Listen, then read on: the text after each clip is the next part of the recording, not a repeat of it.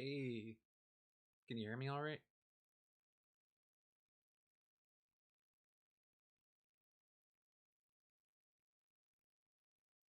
Hey, what's going on?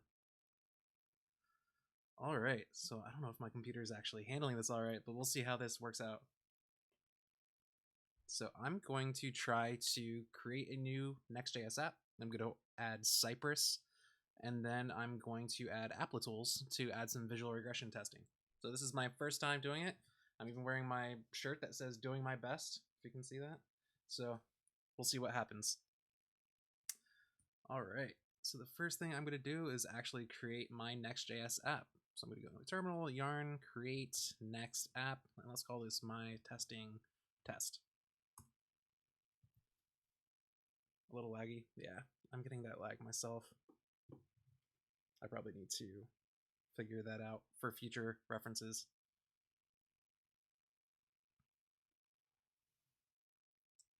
Always take some time to spin up. Can't see my screen? Oh, that would probably help if I transitioned over to my stream. Like I said, I'm doing my best.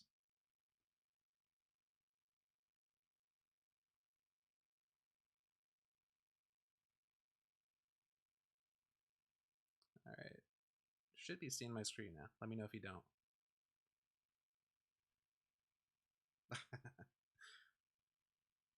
I appreciate it. Cool. Awesome. So we're in my Next.js app, and I still don't see the. Oh, there we go. Okay. Yarn dev. It's still very laggy for me. Let's open this up.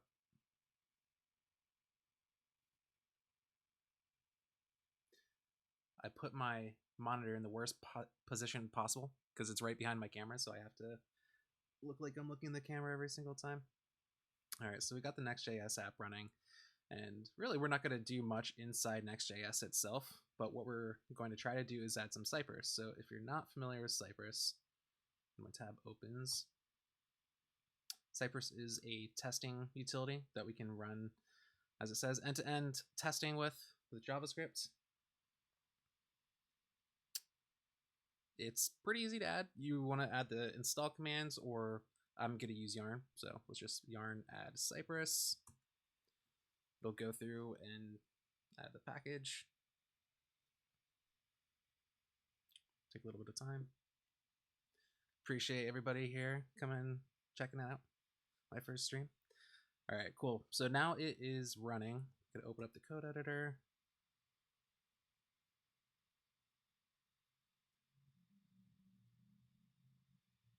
And let me set my other profile that's a little bit easier to read.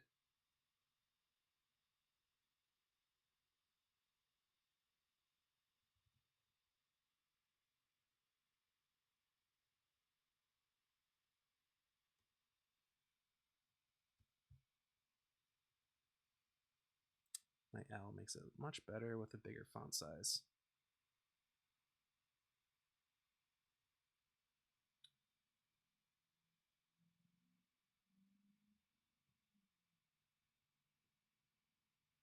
All right. So the first thing I want to do is I want to set it up so I can actually run Cypress.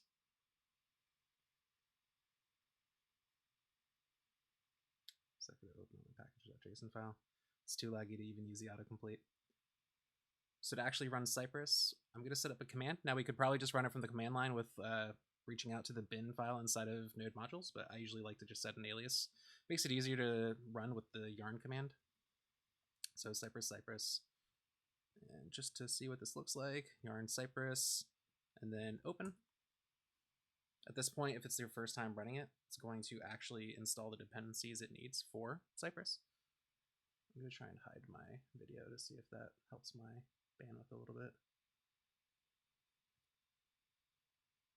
I don't know how to do that actually.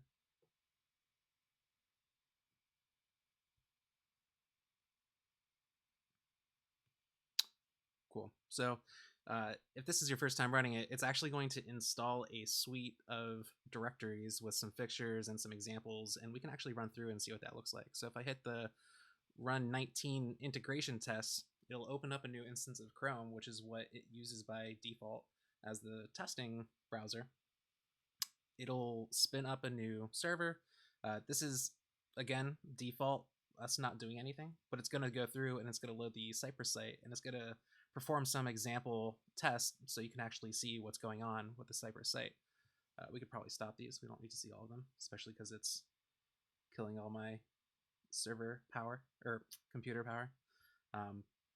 But the nice thing is we can go back through, we can see all these tests that ran, make sure that everything is hitting appropriately. Close that out. Now inside of our actual file directory, we can look at what all these tests look like. So let's use the navigation, for instance. It's going to go to the cyprus.io page. It's going to get one of the DOM elements on the page. It uses selectors, kind of like you would expect from query selector or jQuery if you're coming from jQuery land. But it's going to check that it has a particular aspect of it. It can even run click events. That way you can make it do certain things. For here, we're going before each, which is going to go before each of the tests that are defined. So I think the goal here is we're going to write our own test, and we're going to run that against the Next.js site that we just spun up. So the first thing I'm going to actually do is delete all these, except for the navigation one that we'll use as an example. But we want to get this up and running on our own site. So the first thing we need to do is figure out a way to get the server, the Next.js server, up and running so we can actually run the test on it. What we can do for that is use a utility called server. Let me see what the name is. Server test and start. You're going to be enjoy my typing with the typos. Server test and start on npm.js. So what this is going to allow us to do is it's a utility that it'll, as I say, it'll spin up a server based off the command that we provide it. It's going to, once that command loads and the server is actually available, it'll run the test via the command that we pass into it. And then once that's all done, it's going to shut it down. So let's first add this to our project. Add.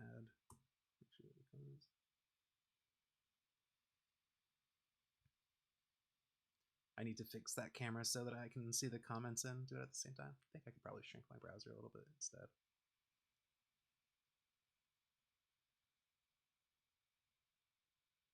There we go, it's a little better. I don't need to see a big screen of myself. All right, so this is Cypress. Let's go back to the command line. All right, so that's installed.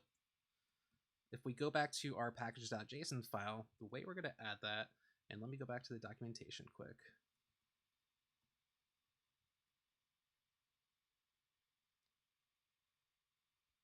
So it has some capabilities of running with the npm scripts, but what we're going to do is we're going to run it as if it was a command line utility. So the command, we're going to start off with running the actual servers, start server and test. We're going to pass in what we want the command is to actually spin up the server along with the port. And then finally, the command that we're going to run to open up Cypress, which will run our test for us. So going back here, let's call it E2E, end-to-end tests. We can go start server and test.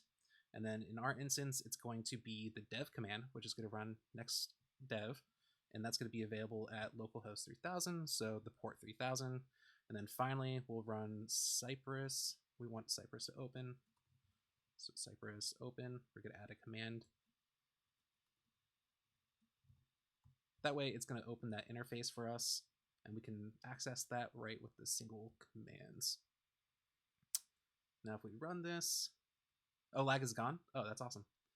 I need more screens.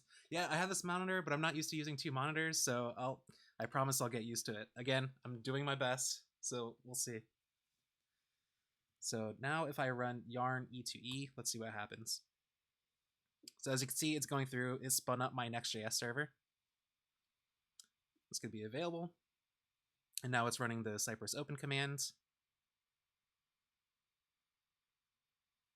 And we have it. But the thing that we still haven't done yet is if we try to run this test, it's still going to actually try to run those tests on the URL that we had previously defined. And that's not what we actually want, right? We want it to run on our project. So if we go back into the navigation spec, I'm going to also delete all these except for maybe one, again, just so that we have an example. I can even comment that out. but we're going to have it want to visit http://localhost 3000, which is going to be our, I like having my semicolons. We really don't need to do anything more than that, but let's define a new test case. It should check that Next.js loads. Let's do that for now. And inside that test, for now, we're just going to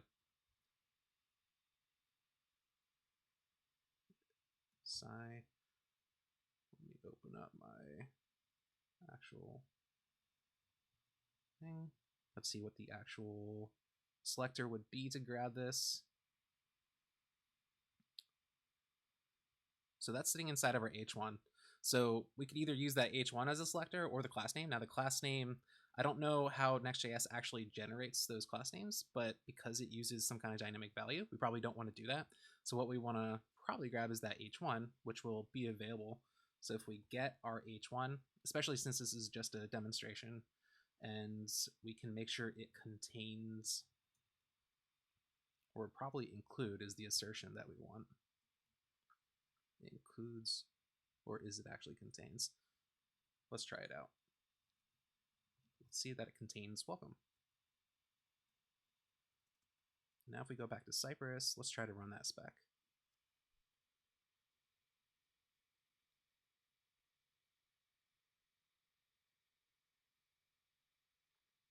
Awesome, so we can see that it spun up our server and it did it. And it got our h1, it made sure it has the word welcome, and it's a simple check, but it's effective in just simply making sure that the app loads up. So we got our first Cypress check. So the point here isn't to actually walk through everything Cypress, but to kind of see how we can get Applitools moving on this. So let's try to add Applitools, which will add our visual regression testing. So I'm going to open up my Applitools dashboard. Log in. So what's going to happen is we're going to set up Applitools so that anytime we wanted to actually take a look at our application where it'll provide a difference check from that moving forward, we want to make that request from our test runner. So to clarify that a little bit, every time our test runs, it'll send a new instance of that screenshot out to Applitools. From there on, when it runs it again, it'll make that check again to make sure that that difference, that there either is a difference or that it's a difference that we're okay with. So as you can see, there's nothing here yet, but what we're going to do is we're going to add our test logic, and that'll start coming in as we run it. So I'm going to look up Applitools Cypress. They have a tutorial that we can dive right into. So what we can first do is we want to actually add Applitools library. So let's see what the package is for that particularly. That's going to be at Applitools Eyes Cypress. We can probably find that on npm.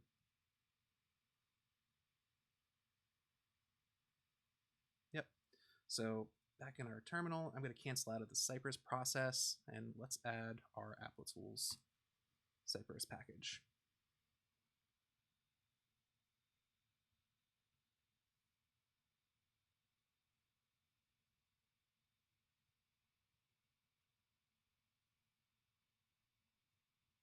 Now we can run our eyes setup as the next way to get that configured for our project. So that's npx. That should work okay, even though we're using Yarn for this particular setup. Cool. So it had already went through and did everything that we needed to do. So let's try and run the test command. Well, that's because they have the tests. So if we look actually in the examples of what this is going to do, let me actually go back to the Cypress tutorial. So we're going to have this do a pretty simple check. So this example code that they have here, it visits the Applitools page, it opens its eyes, which is, if you think of a camera, it's going to open the shutter, and then it's going to check what we want it to check, and then we're going to have it close its eyes so that we can kind of capture what we're looking for. So I'm just going to copy and paste this in so we can get an idea.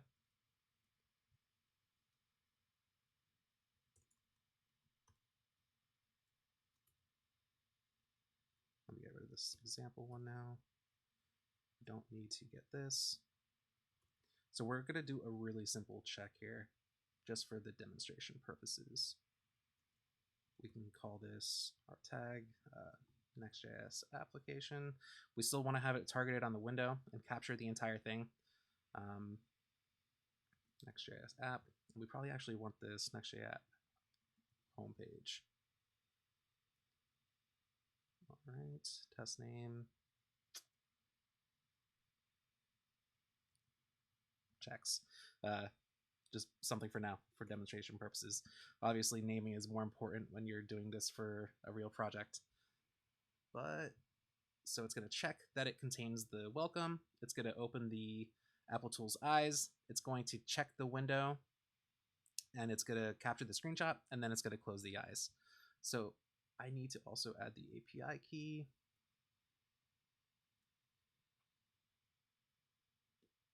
So I'm going to do this off screen so that my API key isn't compromised.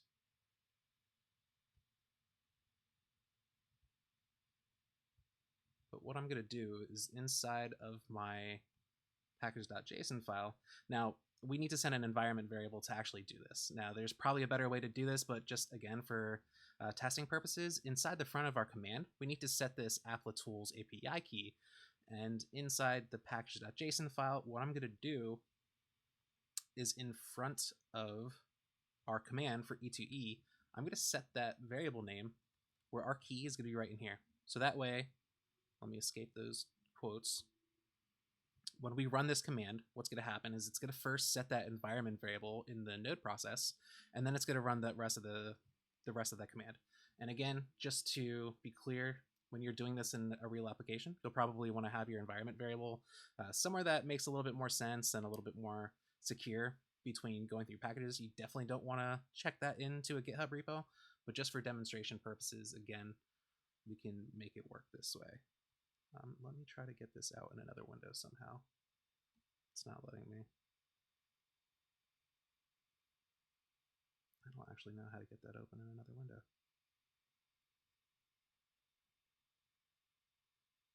I'm going to move my code window on the other page for a second. Again, so I don't compromise my API key.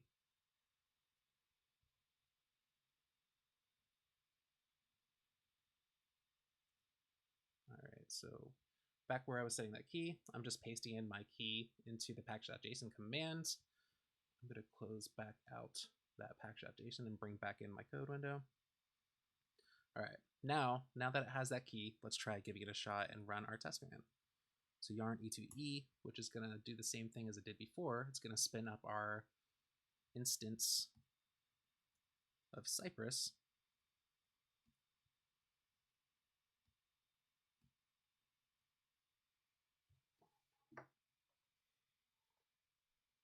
And let's run that spec.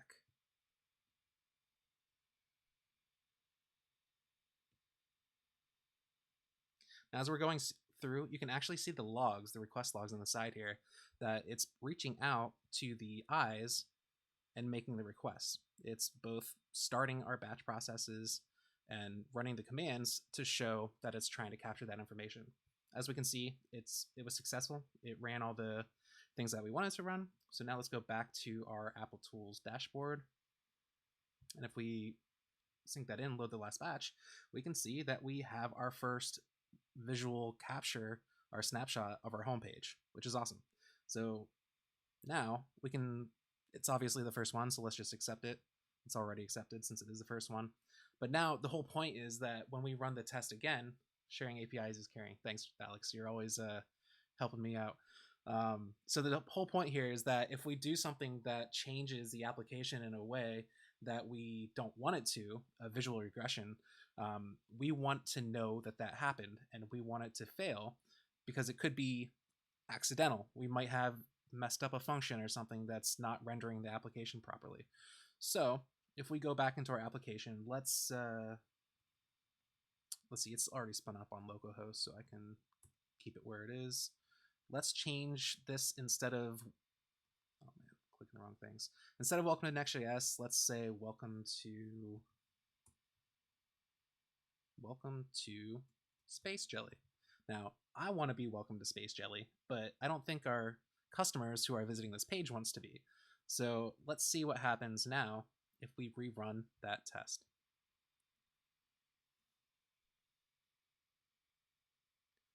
So it's going to go through.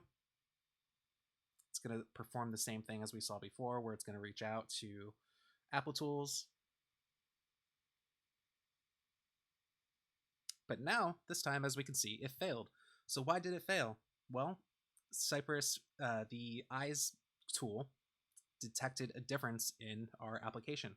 Now, if we go back to our Applitools dashboard, we can see that it now has an unresolved batch run where it's showing the difference in our page.